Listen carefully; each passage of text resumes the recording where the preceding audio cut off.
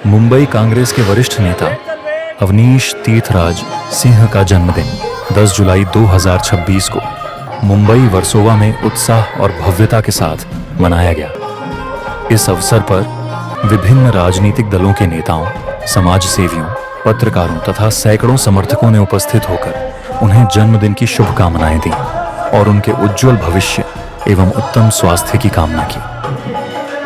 कार्यक्रम में cake cutting, मिठाई वितरण, सांस्कृतिक एवं ऑर्केस्ट्रा प्रस्तुतियों के साथ विशाल भोजन व्यवस्था भी की गई। इस दौरान दिव्या अवनी सिंह ने भी उनके साथ केक काटा। जबकि जन्मदिन के बाद आयोजित प्रेस वार्ता में अवनीश सिंह ने बढ़ती महंगाई, बेरोजगारी, मुंबई में पहली बारिश के बाद जल भराव, नाला सफाई, मतदाता सूची की अनियमितता, बुलडोजर कार्रवाई और छोटे व्यापारियों की समस्याओं जैसे मुद्दों पर खुलकर अपनी बात रखी। उन्होंने कहा कि जनता को धर्म और जाति की राजनीति से ऊपर उठकर विकास, रोजगार, महंगाई जैसे वास्तविक मुद्दों पर मतदान करना चाहिए। उन्होंने युवाओं से मोबाइल की दुनिया से बाहर निकलकर समाज और राजनीति की वास्तविक चुनौतियों को समझने की अपील की। कार्यक्रम में मौजूद अनेक लोगों ने विश्वास जताया कि भविष्य में अवनीश तीर्थराज सिंह वर्सोवा विधानसभा से विधायक बनकर जनता की सेवा करेंगे। सबसे पहले तो और मैं आप लोगों के माध्यम से यहाँ पे आए हुए सभी लोगों का मैं बहुत बहुत धन्यवाद देना चाहता हूँ। ये प्यार और जो दिल से रिश्ता है ये बहुत सालों से चला आ रहा है और मैं ऊपर वाले से प्रार्थना करता हूँ, भगवान से प्रार्थना करता हूँ कि ऐसे ही रिश्ता चलता रहे और भगवान हमको इतनी ताकत दे कि सबके काम आ सके, सबके जीवन में कुछ योगदान कर सके। क्योंकि राजनीति में और समाज में जब आप सक्रिय होते हैं तो आपका उद्देश्य होता है कि आपके माध्यम से कुछ सेवा हो। तो ऐसी प्रार्थना है कि इन लोगों के आशीर्वाद से कुछ न कुछ अच्छा ही होगा और भविष्य में भी ऐसा चलता रहे। और मुझे लगता है कि खाली एक ये मंच एक माध्यम है लोगों को मुझे आशीर्वाद देने का, प्यार देने का। और मैं बस भगवान से यही शुक्रिया अदा करना चाहता हूँ कि ये प्यार ऐसे ही बना रहे। ये बहुत दुर्भाग्यपूर्ण है कि 80,000 करोड़ का बजट होने के बाद भी वहाँ 4 दिनों में बीएमसी का पोल खुल जाता है और अब जो सत्ताधारी पार्टी है उनके पास कोई एक्सक्यूज़ भी नहीं है कि अब तो ट्रिपल इंजन की उनकी सरकार भी हो गई है, तब उनको कोई बहाना नहीं है। जो दिक्कतें हैं उसकी जिम्मेदारी सत्ताधारी पार्टी को है। लेकिन जैसा कि इनका एक एजेंडा रहता है राजनीति करने का कि जो जनता के रियल मुद्दे हैं उससे भटकाने का काम करते हैं और अब जनता धीरे धीरे समझ रही है। देखिए, मेरा हमेशा सबसे यही मैसेज रहता है कि थोड़ा मोबाइल की दुनिया से बाहर निकलिए, सड़क पे चलिए, प्रॉब्लम्स को समझिए, महंगाई समझिए, बेरोजगारी समझिए और जिस तरह का भ्रष्टाचार है उसको समझिए। और राजनीति में जब चुनाव का समय आता है तो आप जो है इमोशनल मुद्दे को साइड में रखिए। जो जनता के मुद्दे हैं, जैसा कि मैंने बताया कि महंगाई, बेरोजगारी और जो भ्रष्टाचार है उस पर आप वोट दीजिए। ऐसा ट्रेंड नहीं बनना चाहिए कि लोगों को बहका के बिना काम किए भी आप सत्ता में रह सकते हैं और ये गलत ट्रेंड है क्योंकि उससे अकाउंटेबिलिटी सेट नहीं होती है। राजनीति में एक ऐसा पहल भी चल रहा है कि आजकल आप बिना काम किए भी जीत सकते हो, लोगों को धर्म के नाम पे, जाति के नाम पे, संप्रदाय के नाम पे, राज्य के नाम पे बांट के। तो ये ट्रेंड से बाहर निकलिए। युवाओं की सबसे बड़ी जिम्मेदारी है कि मोबाइल का जो दुनिया है, जो रील्स की दुनिया है, जिसमें शायद दुनिया बड़ी अच्छी लग रही है, उससे बाहर निकलिए और जो जीवन के मुद्दे हैं उस पर लोगों को प्रेशराइज करिए। जो राजनीति कर रहे हैं उनको भी ये कहीं ना कहीं ये दिमाग में होना चाहिए कि अगर हम अच्छा काम नहीं करेंगे तो जनता हमको बाहर का भी रास्ता दिखाएगी। देखिए, SIR का ऐसा मुद्दा है कि अभी कल ही जो है 60% टीचरों ने स्ट्राइक किया कि हम BLO का काम नहीं कर सकते। आप एक स्टाफ से मैपिंग भी करा रहे हैं, उसके बाद आप जो है SIR का भी काम करा रहे हैं और ऐसे काम देते हैं जो उनकी समझ है उससे अलग है। BLO को भी ट्रेनिंग लेना पड़ रहा है कि SIR है क्या।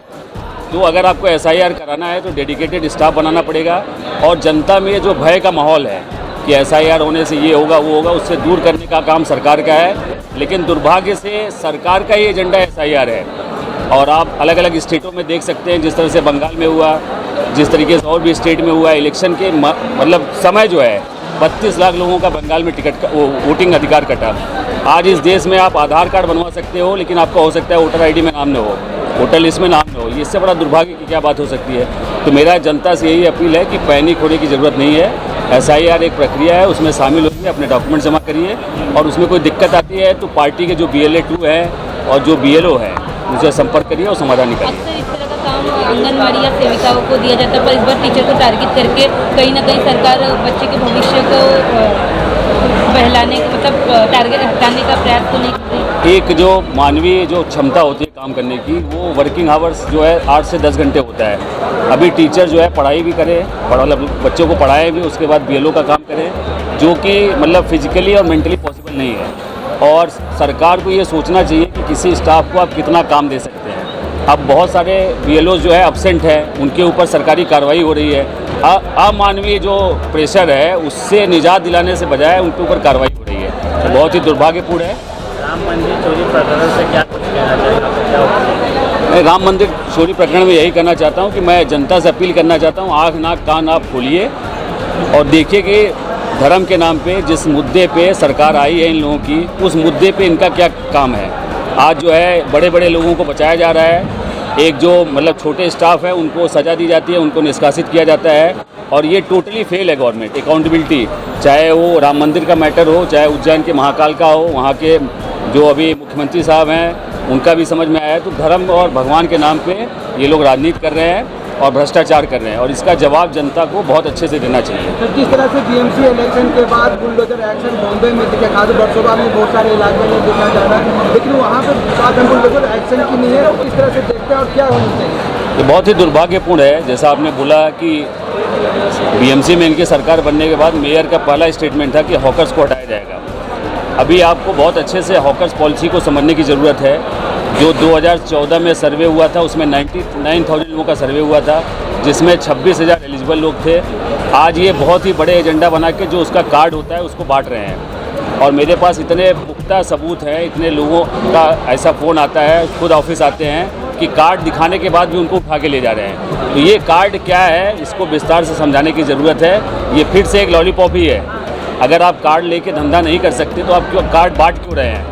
आप डेडिकेटेड जो है, जो वेंडर्स का जो जगह होता है मार्केट का, उसको आप डेडिकेटेड बनाइए, उनको बैठाइए और उनको कार्ड दीजिए। ये कार्ड देने का नाटक, और कार्ड देने के बाद भी कोई फ़ायदा नहीं है। मान लीजिए किसी एक्स के नाम पे कार्ड है, उसकी उम्र जो है 70 से 80 साल है, उसका बेटा धंधा कर रहा है, तो बोलते हैं जिसके नाम पे कार्ड है वही बैठे। तो ये जो है सीयर नॉनसेंस बात है, और सरकार कहीं ना कहीं गरीब लोगों के पेट पे लात मार रही है।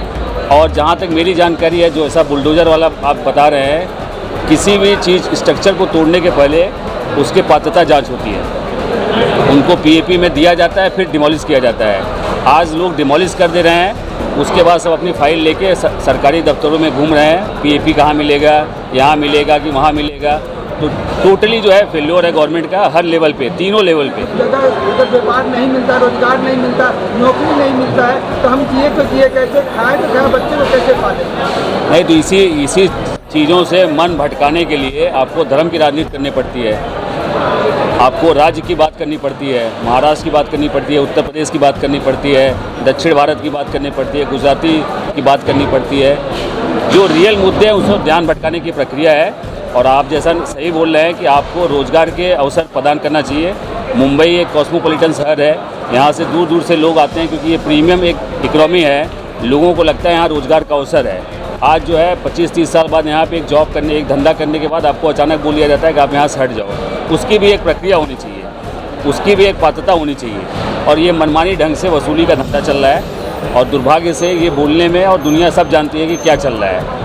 इसको जनता को समझने की ज़रूरत है। और ये ट्रिपल इंजन सरकार को बिना इंजन की सरकार बना देना है, खाली बोगी रह जाए, इंजन निकल जाए। आज जो है इतना हज़ारों करोड़ का बजट है नाला सफाई का, और मीठी नदी, हम लोग जब उत्तर प्रदेश से आए तो मीठी नदी सोचे थे कोई नदी होता है, लेकिन उसको अगर आप देखेंगे तो बेसिकली नाला ही है, और हज़ारों करोड़ रुपए लगाया जाता है उसको सालाना साफ़ करने के लिए। कोई तो मंत्री ने बोला कि 130%, मेयर ने शायद बोला कि 130% सफाई हुई नाला की। अभी तक तो जो मतलब अर्थमेटिक में बताया जाता है कि 100% से ज़्यादा कुछ होता नहीं है, इन्होंने उसको भी एक्सीड कर दिया है। और उसके बाद ऐसी है कि 3 दिन के बारिश में सारा नाला भर गया, सारा जगह पानी चौक हो रहा है। अभी मैं 61 वार्ड की बात कर रहा हूँ, यहाँ पे नाला सफाई के लिए कॉन्ट्रैक्टर का अपॉइंट किया जाता है, जो हर वार्ड में होता है, और उसका काम अधूरा है। आप उसको फॉलोअप करते रहिए, वो अपना काम करता नहीं है। जब बारिश चालू होता है तो चोकअप हो जाता है, पानी ओवरफ्लो हो जाता है। तो ऐसी घटनाएं हो रही हैं, और इसकी अकाउंटेबिलिटी सेट नहीं हो रही है। लेकिन डेमोक्रेसी में जो है अकाउंटेबिलिटी जनता तय करती है, और जब जनता डिसाइड करेगी तो सबसे अच्छा डिसाइड करेगी। और मुझे उम्मीद है आने वाले चुनाव में इसका मुंहतोड़ जवाब दिया जाएगा। और जहाँ तक दिव्या के चुनाव की बात है, लोगों ने चुनाव में उनको अच्छे मत से जिताया है, लोगों का प्यार है और मुझे लगता है कि एक जिम्मेदारी बनती है कि उस जो उम्मीद है उस पर कायम उतरे हम लोग। नमस्कार, आप देख रहे हैं लीड इंडिया लाइव। मैं हूं रवि सनातन यादव। भाई अवनीश जी का आज जन्म दिवस है। जन्म दिवस में आज वार्ड 61 के नगर सेविका दिव्या अवनीश सिंह जी हैं। आज हम उनसे जानते हैं कि किस तरह से उनको शुभेच्छा दिए हैं और किस तरह से वो देना चाह रहे हैं। मैम, आज उनका जन्मदिन है, तो आप किस तरह से उनको शुभेच्छा देना चाहते हैं? मैं शुभेच्छा यही देना चाहती हूँ कि वो अच्छा काम करे और लोगों को जोड़े, और जो जन भावना यहाँ देखने को मिला है उससे हमें बहुत उत्साह मिलता है और एक तसल्ली मिलती है कि हम सही काम कर रहे हैं। आज जिस तरह से जन सैलाब यहाँ पे आए, कम हजारों लोग आए, उनको शुभेच्छा दी, अभी भी लाइन लगे हुए हैं, लोग दे रहे हैं, तो किस तरह से इनका कद जिस तरह से बढ़ रहा है, तो आने वाले 29 में आप किस तरह से देखते हैं? जब वो हमें बुलाएंगे, हमें कोई जिम्मेदारी देंगे, उस पर हम खरे उतरने की पूरी कोशिश करेंगे। आप किस तरह से खुद को देखते हैं कि अभी बरसात का मौसम था, पूरा बॉम्बे अस्त व्यस्त था, हर जगह पानी का जल जमाव था, आप भी क्षेत्र में आए थे, जगह अपना जितना भी संभव था आपने साफ सफाई, पानी निकासी सब काम किए, तो आप किस तरह देखते, किस तरह की तैयारी थी और क्या प्लानिंग है आपका? हम अपने लेवल पे जितना कर सकते थे उससे ज़्यादा हमने कर दिखाया है। कई जगह वाटर लॉगिंग होता है, लेकिन हमने तत्काल रूप में लोगों की सहायता की है। उनके घरों में पानी भर जाता था, आज ऐसा दिन आया है कि जहाँ पर लो लाइन है सिर्फ वहीं पर पानी भर रहा है और बाकी लोग हमारी सहायता करते हैं, हम उनकी सहायता करते हैं। जनता का किस तरह से सहयोग मिल रहा है जब आप क्षेत्र में उतरते हैं, और किस तरह की पुरानी शिकायतें और नई शिकायतें किस तरह से देखने को मिलता है? देखिए, जनता भी समझती है, जो पुरानी शिकायतें हैं कई बार वो उम्मीद लेके हमारे पास आती है, कई बार हम सॉल्व कर पाते हैं, कई बार हमें अड़चनें आती हैं, तो वो हमें समझाते हैं, वो धैर्य देते हैं कि इस समस्या को से निकलने का ये तरीका है। आप जब हम अगर आपसे उम्मीद करते हैं तो आप भी हमसे जरूर कुछ ना कुछ उम्मीद करते हैं, तो आप जो जनता से जो उम्मीद लगाए थे कि हम किस तरह के सहयोग चाहिए, उससे कितना सहयोग मिल रहा है आपको? बिल्कुल सहयोग मिल रहा है। हमारे ऑफिस में जनता आती है, जो उनकी दिक्कतें होता है हमें बताती हैं और उम्मीद रखती है, वेट करती है, और पूरे पेशेंस के साथ हमारी जनता हमारे साथ है, तो ये देख के बड़ा अच्छा लगता है और हम उनकी सराहना करते हैं और उनका स्वागत करते हैं कि जो भी दिक्कतें हैं खुलकर हमारे पास आए, और अगर हम कहीं करने में कम हो तो हमें गाइड भी करें और अपना काम करें। आज सर का जन्मदिन है, अवनीश भैया का जन्मदिन है, तो हर किसी ने कुछ न कुछ गिफ्ट दिया है, आपने क्या गिफ्ट दिया उनको? मैं अपनी मेहनत और अपनी लगन उनको देती हूँ। मैं उनके काम में उनका हाथ बटाने की पूरी कोशिश करूँ। चलिए, धन्यवाद, आप हमारे लिए समय दिए। हम आशा करते हैं अवनीश भैया बहुत जल्दी यहाँ के जिसे लोगों को चाहता, आज मैं सैकड़ों लोगों से मैंने बात किया, कम से कम 80 लोग को ये मानना था कि बहुत जल्दी वो आमदार यहाँ का बने, तो आपको भी ऐसा लगता है कि बनना चाहिए? देखिए, जब कांग्रेस पार्टी हमें बुलाएगी, हम पर उम्मीद जताएगी, हम उस पर खड़े उतरेंगे, ये हमारा वादा है। धन्यवाद मैम। हम बात कर रहे थे दिव्या अवनीश जी, जो वार्ड 61 के नगर सेवका हैं और वो मिसेज है, और अपनी तरीक़ा से वो अपने ढंग से अपने शुभेच्छा दिए हैं अवनीश जी को। हम आशा करते हैं कि उनको दिन दुनी रात चौगन्नी होते रहे।